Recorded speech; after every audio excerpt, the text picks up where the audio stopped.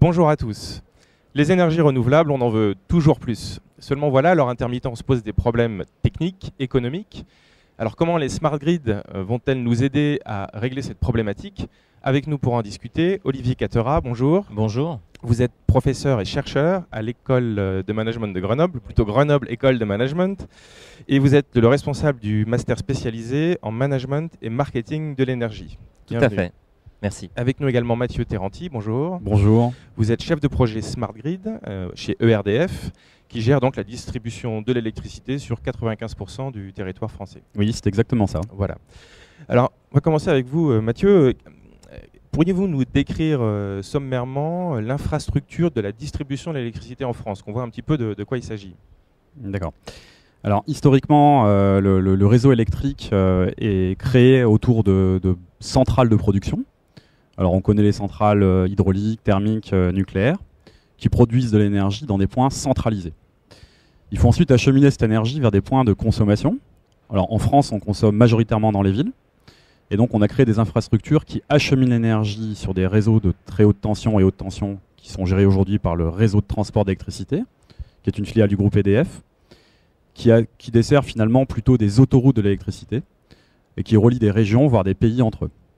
On arrive ensuite aux frontières de départements, frontières de villes, et intervient ce qu'on appelle la distribution de l'électricité.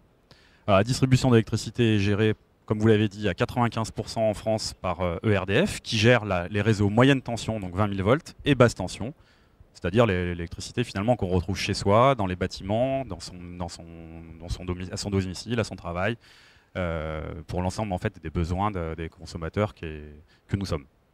D'accord, donc c'est un jeu en gros avec trois acteurs, des producteurs, les responsables des autoroutes et la distribution locale. Alors, le marché en fait de l'électricité est aujourd'hui ouvert à la concurrence et donc on a des acteurs qui sont dérégulés. Les acteurs dérégulés sont les fournisseurs d'énergie, où on retrouve principalement aujourd'hui EDF, Gaz de France, où on retrouve Poeo, Direct Énergie, enfin un certain nombre d'acteurs qui vendent de l'énergie à des particuliers, à des professionnels.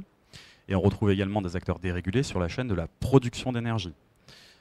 Les activités dites régulées sont des activités en monopole qui sont constituées principalement par le transport d'énergie géré par RTE et donc également par ERDF, les entreprises locales de distribution. Voilà, donc on comprend bien qu'un des enjeux majeurs, c'est l'équilibre de ce réseau, on en entend parler tout le temps. Mais de quoi il s'agit concrètement? L'équilibre du réseau, c'est quoi? Et de quelle échelle on parle? Il s'agit d'équilibrer à quelle est l'élasticité du réseau? Alors, on ne parle pas forcément d'équilibre de réseau, mais on parle d'équilibre de système électrique. Alors un système électrique, c'est un système qui gère en permanence une équation très simple qui est la production égale à la consommation. C'est-à-dire que quand on allume une lampe chez soi, il faut produire l'électricité nécessaire pour allumer cette lampe. Alors ça paraît assez prodigieux, mais il faut savoir qu'effectivement, en permanence, d'ailleurs partout dans le monde, on a un équilibre rigoureux entre la production qui est injectée sur un réseau et la consommation. Pour ce qui est en fait de l'échelle de cet équilibre, alors on le gère en fait sur des grandes plaques continentales. En Europe, on a 3 grandes plaques qui gèrent principalement l'ouest de l'Europe pour ce qui concerne, la France est principalement gérée par l'ouest de l'Europe. Il faut savoir quand même que le paradigme, c'est-à-dire le paysage de l'électricité, est en train d'évoluer. Alors pourquoi? On a de plus en plus d'énergies renouvelables connectées sur les réseaux. Les énergies renouvelables, qui sont photovoltaïques ou éoliennes, ne sont pas raccordées au réseau de transport comme le sont les centrales de production traditionnelles. Ces sites de production sont raccordés au réseau de distribution. Alors, pour 95% d'entre elles pour les structures éoliennes et 99% des structures photovoltaïques sont raccordées sur le réseau de distribution. Le réseau de distribution était donc normalement construit pour acheminer l'électricité dans un seul sens, c'est-à-dire du central de production vers le consommateur. Aujourd'hui, le consommateur peut être un producteur d'énergie. On a par exemple des voisins qui sont producteurs d'énergie à travers leurs panneaux photovoltaïques. Et donc, on a une forme de production locale que l'on ne connaissait pas avant. Et le réseau de distribution se met alors à fonctionner dans les deux sens, c'est-à-dire dans du sens classique, c'est-à-dire du central vers le consommateur, mais également finalement du producteur local vers d'autres consommateurs locaux. Cette transformation est apparue, j'allais dire, depuis les années 2005, sous l'initiative massive majeure des pouvoirs publics, notamment grâce à des incitations financières. Et il faut savoir qu'on a environ 300 000 sites aujourd'hui de production décentralisée raccordés sur le réseau de distribution français. On est passé d'une situation où on avait quelques milliers de sites en 2005 à 300 000 sites. Le réseau fonctionne déjà dans les deux sens à l'heure qu'il est. Et techniquement, on est capable aujourd'hui d'accueillir quel pourcentage de production à un moment donné qui sont intermittentes? Alors, pour ce qui concerne en fait le pourcentage de production intermittente, comme vous le dites, on estime aujourd'hui que techniquement, une barrière de 30% d'énergie renouvelable raccordée sur un réseau est probablement la barrière technique à franchir. Alors, d'où vient ce chiffre? Ce chiffre, il a été challengé notamment dans les systèmes électriques insulaires. Et pourquoi il existe? Tout simplement parce que, vous l'avez souligné, la production est intermittente. Elle est variable, elle dépend des conditions climatiques, le vent pour l'éolien, le soleil pour le photovoltaïque, la nébulosité pour le photovoltaïque. Et on doit garantir, comme vous l'avez souligné, l'équilibre offre-demande, l'équilibre puissance, consommation, production, consommation. Quand une production est variable, la consommation, elle, l'est également, mais elle est moins. Quand vous rentrez chez vous à 19 h, vous souhaitez avoir de l'électricité. Si vous avez un problème, c'est-à-dire qu'il y a moins de vent et donc moins de production, on ne peut plus couvrir l'équilibre puissance-consommation. Et donc, techniquement, pour assurer ce qu'on appelle la sûreté du système électrique, on s'engage à garder cette barrière de 30% comme limite technique actuelle pour garantir j'allais dire, une qualité d'alimentation et une sûreté d'alimentation pour l'ensemble des foyers français. Donc c'est 30% de puissance installée ou 30% de production instantanée? Alors, en réalité, on pourrait monter sur des puissances installées nettement supérieures. Je considère à un instant T, c'est-à-dire à 19 h ou à 19h01 ou à une heure très précise, que le maximum de production instantanée est de 30%. D'accord. Donc là, on comprend les enjeux techniques, réussir à injecter de l'énergie et dans une direction, j'allais dire, inhabituelle, pouvoir respecter l'équilibre du système d'électricité. Olivier, est-ce qu'on a aussi des enjeux d'ordre peut-être plus économique qui se posent? Clairement, clairement aujourd'hui, faire face à ce changement de paradigme, un peu de changement de sens aussi des flux énergétiques, nécessite des adaptations des infrastructures, des investissements financiers. Donc ERDF est au cœur de l'implémentation de Linky, ce compteur communicant, peut-être demain un peu plus intelligent. C'est un investissement financier important. Et puis derrière, la place du consommateur aussi, qui se pose la question de savoir quel va être un peu l'impact à la fois sur son mode de vie, puis surtout sur son portefeuille, parce que c'est des investissements significatifs, alors qui sont supportés au niveau des réseaux, donc normalement ça c'est inclus dans l'entretien, le développement des réseaux, mais c'est un investissement majeur. Et puis derrière, pour tous les acteurs de la chaîne de valeur, les équipementiers, les producteurs, les transporteurs, les gestionnaires de réseau et directement les consommateurs voient arriver derrière, on va le voir ici à Polytech, des séries d'innovations technologiques qui vont aussi appeler des changements de comportement. Et ce sera un des sujets de voir comment à la fois financièrement il y a des enjeux à financer, à assurer, et puis replacer le consommateur dans ce monde où il était un peu absent jusqu'ici. Donc un des grands enjeux, à côté du compteur intelligent, ça va être de rendre le consommateur intelligent. Alors on parle de consommateur, de prosumer en anglais, un consommateur qui va devenir acteur. Je pense qu'il y a aussi de la responsabilisation, de l'éducation à faire pour que la technologie elle soit comprise, elle soit adoptée, parce que changer ses modes de consommation, il y a la technologie qui aide, mais il y a surtout le comportement civique au quotidien. Et peut-être qu'on pourrait aussi avoir des solutions moins dures ou moins complexes si on engage un peu plus le consommateur, si on rend ce consommateur intelligent, il saura encore mieux utiliser les technologies qui vont être mises à sa disposition. Alors, est-ce que toute la filière tire dans le même sens? Parce qu'on comprend aussi que pour compenser l'intermittence des énergies renouvelables, on a parfois besoin, lorsque ça s'arrête, lorsque le vent tombe, lorsque, comme vous le disiez, la nuit tombe, il faut compenser avec d'autres énergies. Est-ce que donc les producteurs sont satisfaits d'être obligés de peut-être investir à nouveau ou de rentabiliser différemment des équipements existants? Alors aujourd'hui, le principal souci dans l'organisation du réseau, c'est faire face aux pointes de consommation. Donc on a des périodes de pics de consommation en fin de journée, comme c'était expliqué par Mathieu. L'enjeu, il est de faire face à ces pics de consommation. Et donc souvent, on fait appel à des énergies fossiles pour passer ces pics. Et indirectement, le réseau intelligent doit permettre de connecter les énergies renouvelables et puis de mieux gérer un peu l'équilibre global. Donc, pour faire face à cette pointe, on va essayer de mieux organiser les moyens de production. Et donc, ça va impliquer aussi des changements peut-être d'habitude de consommation, de décalage. Et donc, il y a une transformation un petit peu de toute la filière. Alors Mathieu, justement, donc aujourd'hui, comment on fait et quel est le rôle de RDF dans cet équilibre? Alors, Olivier a pointé effectivement un des investissements majeurs du distributeur ERDF aujourd'hui, c'est effectivement le compteur communicant Linky. Le compteur communicant, c'est 4 500 000 € sur 6 ans à financer. C'est surtout en fait un compteur qui permet de créer de la communication entre les différents acteurs du système électrique. Alors pourquoi il crée de la communication? Parce qu'en fait, il est déjà relié à l'ensemble des consommateurs français. 35 millions de points de livraison, comme on dit techniquement, qui deviennent communicants. Il relie les producteurs d'énergie, les fournisseurs d'énergie, les gestionnaires de réseau, qu'il s'agisse des gestionnaires de réseau de transport, des gestionnaires de réseau de distribution, d'un point de vue de communication.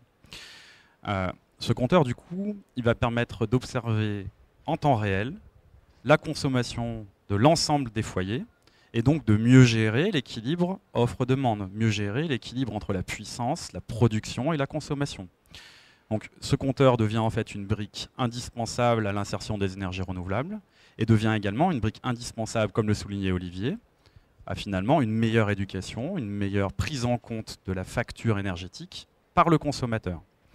Pourquoi? Parce qu'il met à disposition du consommateur des données qui relèvent de sa consommation, de ses habitudes de consommation, et il permet en fait d'agir à distance sur un certain nombre d'usages à l'intérieur de l'habitation.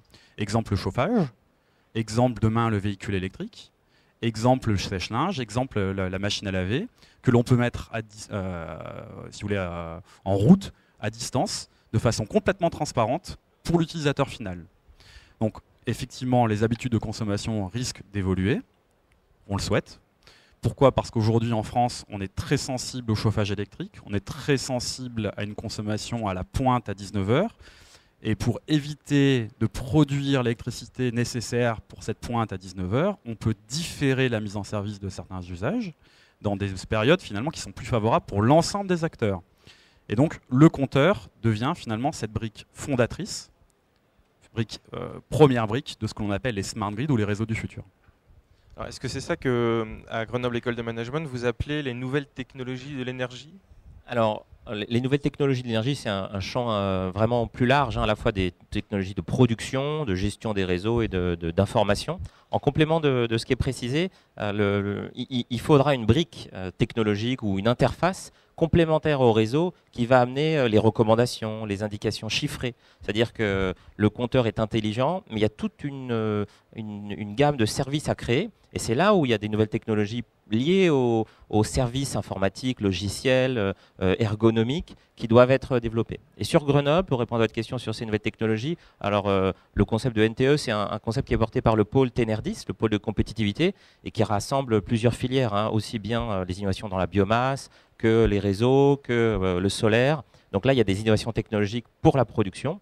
Et on voit ici qu'il y a aussi des innovations majeures, de rupture, dans la circulation de l'information sur les réseaux. Et donc, l'enjeu, il n'est pas que de connecter aussi les producteurs et les gestionnaires de réseau, mais de faire un lien sur toute la filière, parce que, on l'a noté, l'élément clé, ça va être la réaction du consommateur. Et donc, aussi des indicateurs qui parlent, parce qu'aujourd'hui, un ménage, si on lui donne ces indications de kilowattheure, ça ne parle pas encore, on n'a pas cette culture de ces unités-là. En revanche, intégrer des moments d'intensité de consommation, donc de périodes par des codes couleurs par exemple, mais aussi des indications financières de valeur de l'énergie consommée, peuvent changer le comportement du consommateur. Donc là, on intègre vraiment des technologies sur toute la filière, aussi bien au niveau de la production, la gestion du réseau que l'information aux consommateurs. Oui, parce qu'au niveau de la production, on peut aussi imaginer, je sais que ça se fait, d'essayer d'estimer à l'avance, de prévoir la production d'énergie renouvelable, même si elle est intermittente. Exactement, effectivement, un des enjeux techniques de l'insertion des énergies renouvelables est en lien avec la prévision des énergies. Alors, pour l'éolien, on a des modèles qui fonctionnent relativement bien. On a des modèles météo qui sont basés sur des vitesses de vent, qui sont finalement des modèles très locaux, donc qui permettent de s'adapter à des contraintes régionales, des contraintes de relief, et donc des contraintes finalement de topologie, comme on les appelle, du territoire. Pour le photovoltaïque, c'est plus compliqué. Alors pourquoi ?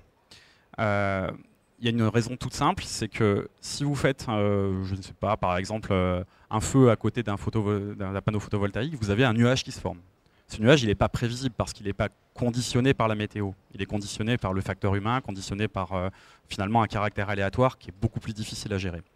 Alors, on a des premiers modèles qui commencent à être éprouvés d'un point de vue technique, d'un point de vue météo, d'un point de vue électrique, mais ils ne pourront jamais tenir compte de l'aléa qui est l'aléa de dernier recours, voire même finalement de l'orage qui vient d'arriver, qui n'était pas prévu même par les meilleurs modèles météo qui existent. Alors pourquoi en fait on crée ces modèles de prévision? C'est toujours pour la même raison, c'est pour favoriser cet équilibre entre l'offre et la demande.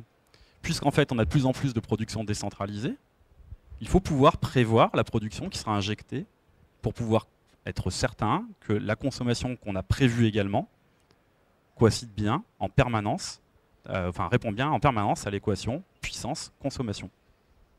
D'accord, alors donc on pilote la consommation dans les ménages, on prévoit ce qui va être produit par les ENR, et malgré tout, on a quand même parfois besoin de débrancher des consommateurs, c'est l'effacement. Comment ça fonctionne aujourd'hui?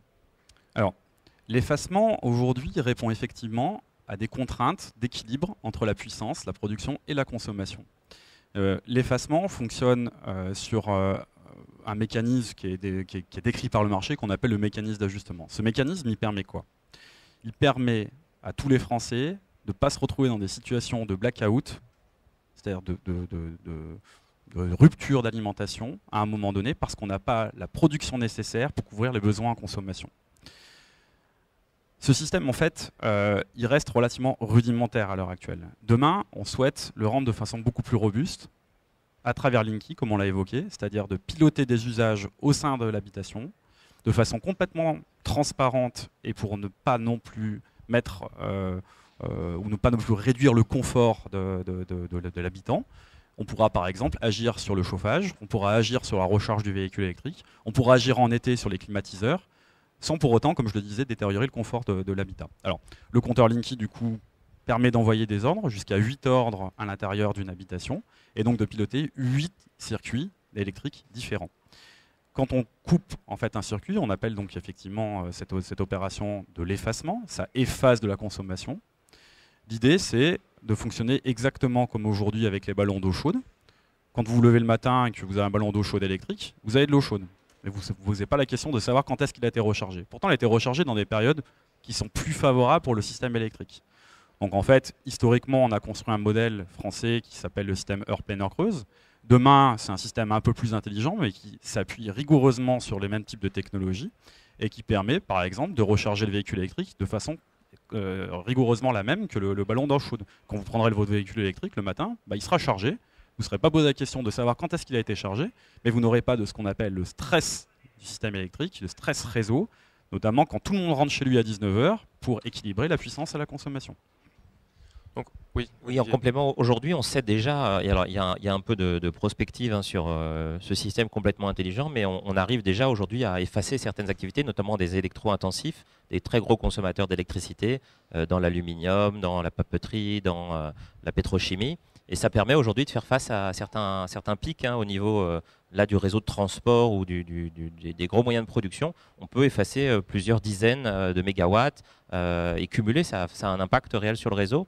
Et on a une start-up en Rhône-Alpes, donc on est à Lyon aujourd'hui pour Polytech, et sur Savoie Technola, qui a une entreprise qui s'appelle Energy Pool et qui s'est positionnée par des innovations technologiques de communication et de recueil d'informations pour pouvoir développer une offre d'effacement pilotée. Donc en quelques minutes, en une dizaine de minutes, 13 minutes, ils appellent certains moyens de production et peuvent effacer, j'ai lu jusqu'à 200 mégawatts, donc ça devient significatif et les croissances vont se cumuler pour pouvoir après avoir, alors c'est pas une centrale virtuelle, mais parce que c'est pas des moyens de production supplémentaires, mais c'est un moyen d'effacement et donc de faire passer ces pics. Donc il y a à la fois toute cette diffusion d'un effacement potentiel chez les consommateurs, mais il y a aussi une optimisation chez des clients industriels d'une capacité de production. Et au final, ça répond à ce besoin de faire face sans produire plus, puisque un mégawatt installé supplémentaire, surtout s'il doit être appelable en quelques minutes, bah, ça coûte très cher. Et ce marché de capacité dont on parle avec la loi NOM sur les années à venir, bah, aujourd'hui est aussi critiqué parce qu'il y a des transformations majeures dans l'industrie grâce à cette intelligence, aux efforts de réduction de consommation et mettre à disposition des moyens de capacité qui ne vont pas être utilisés de manière optimum, bah, ça pose aussi des questions sur. Il faut nous expliquer le marché de capacité alors, avec précision, parce que c'est pas forcément très clair. Qui veut nous l'expliquer? Alors le marché de capacité, c'est pour faire face à ces pics de consommation dont on parlait. Les producteurs, les fournisseurs d'électricité et les producteurs vont devoir garantir qu'ils ont des capacités disponibles pour faire face à leurs responsabilités d'équilibre et à certains pics de consommation. Donc on va avoir un engagement légal de mettre à disposition pour ces fournisseurs cette capacité disponible en période de pointe. Et donc, ils vont devoir s'engager à garantir ces disponibilités. Donc, ça veut dire potentiellement des nouveaux investissements ou une remise en service de moyens de production de pointe. On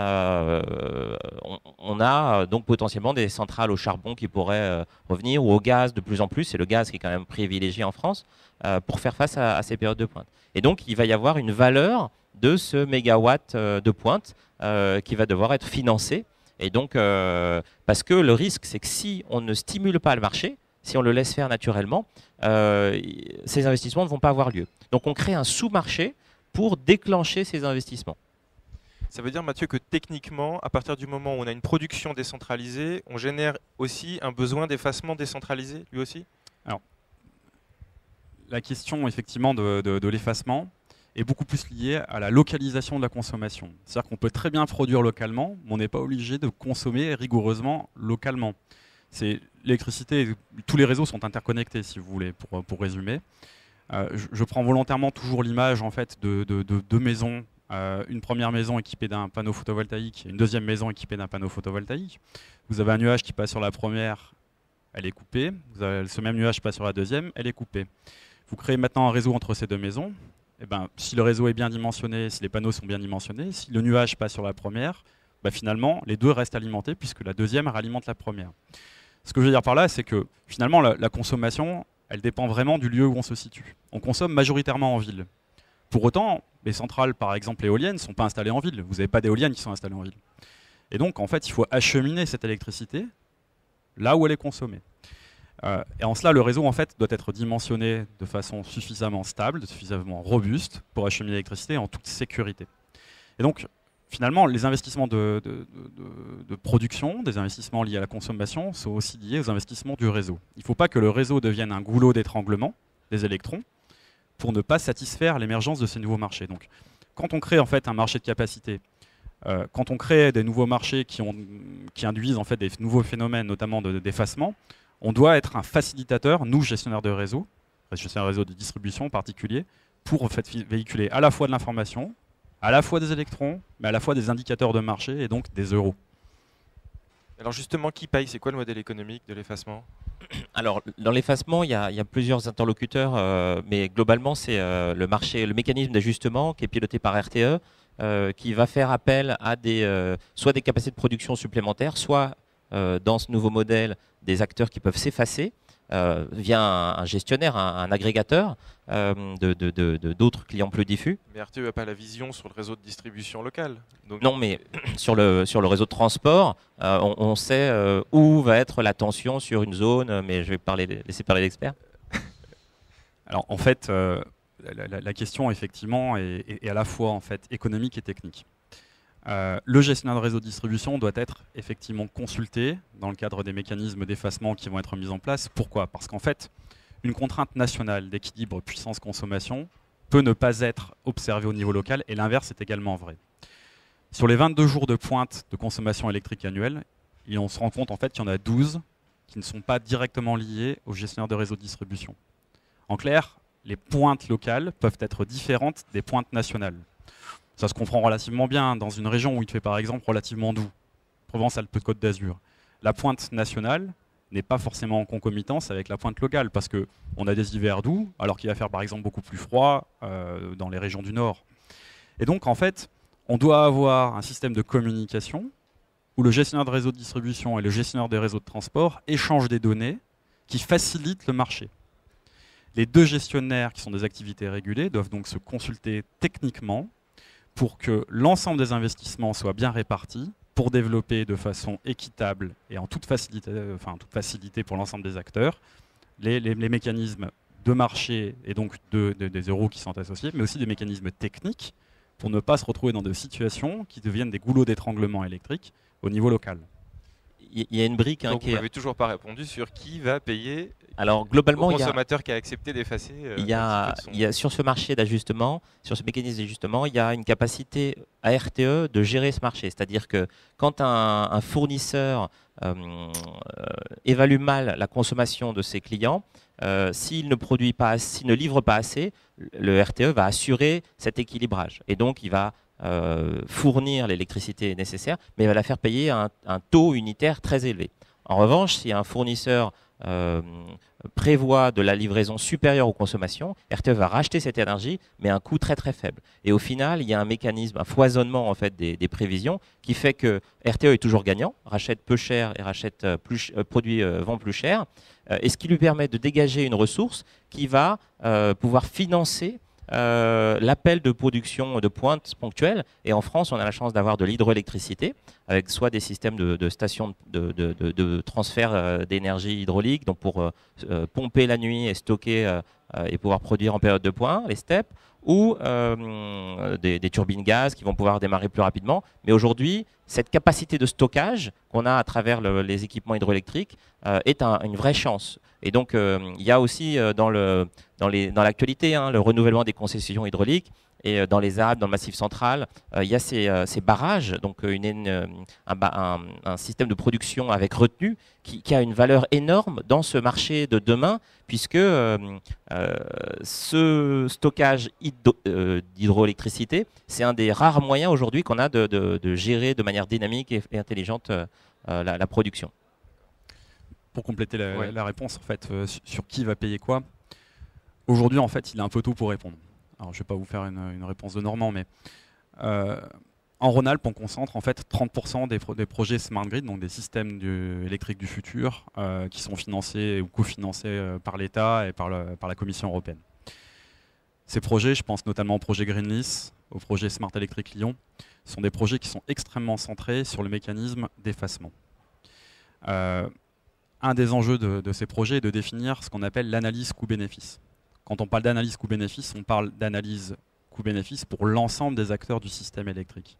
Qu'il s'agisse du producteur d'énergie, qu'il s'agisse du gestionnaire de réseau de transport, du gestionnaire de réseau de distribution, le fournisseur et bien évidemment le client final qui est un consommateur. Ces projets sont aujourd'hui, j'allais dire, dans leur première phase de montage. C'est-à-dire qu'on est en train aujourd'hui de créer les briques technologiques qui permettent de répondre aux enjeux d'effacement et aux enjeux de pilotage de la production. Demain, on va aller en fait sur des mécanismes de montage d'offres incitatives et innovantes. Demain, quand je dis demain, c'est cette année 2013 qu'on va créer ces premières briques. On va tester l'appétence des clients pour répondre en fait à des signaux tarifaires qui sont nouveaux. On va voir comment ça transforme les courbes de charge, c'est-à-dire est-ce qu'il va y avoir toujours cette pointe de consommation à 19h ou il n'y en aura pas. Est-ce qu'on va pouvoir finalement insérer plus facilement des énergies renouvelables? Est-ce qu'on va finalement pouvoir insérer plus facilement des véhicules électriques? Si la réponse est oui, finalement on dira que nos systèmes sont relativement bien construits et les investissements seront bien pilotés. Si la réponse est non, et qu'on se rend compte que finalement on crée une destruction de valeur, c'est-à-dire qu'on consomme encore plus et on consomme encore moins bien au moment où il ne faudrait pas, on comprend bien que les investissements vont être extrêmement lourds. Et donc tout le but de ces démonstrateurs, c'est justement de mutualiser au maximum aujourd'hui les infrastructures techniques pour qu'elles soient équitablement réparties sur l'ensemble des acteurs, que chacun joue son rôle et qu'il n'y ait pas aujourd'hui de logique de concurrence, mais plutôt des logiques de construction collective de solutions qui permettent de finalement asseoir des coûts sur l'ensemble des parties prenantes. Donc on se retrouve dans un an pour faire le point. Merci à vous deux de nous avoir expliqué tout ça. Merci beaucoup. Merci à vous également, internautes, de nous avoir suivis. Vous pouvez consulter nos autres tables rondes sur cleantechrepublic.com. Au revoir.